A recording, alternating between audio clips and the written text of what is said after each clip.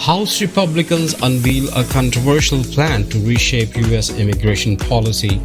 As part of President Trump's domestic agenda, the House Judiciary Committee has introduced a bill proposing steep new fees on migrants and asylum seekers. Among the most shocking, a $1,000 fee just to claim asylum, a right traditionally free for those fleeing persecution. And that's not all. Asylum applicants would pay an additional $100 per year while their cases remain pending.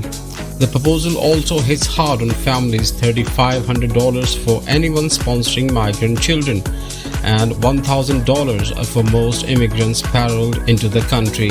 A $550 work authorization fee for asylum seekers and those under temporary protected status further adds to the financial burden. Critics say these fees will act as a deterrent to legal immigration and disproportionately harm the most vulnerable.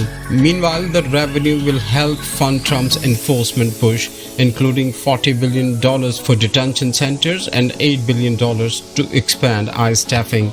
The Judiciary panel is set to debate this proposal this week, with Democrats preparing to fight back, calling it an attack on basic human rights.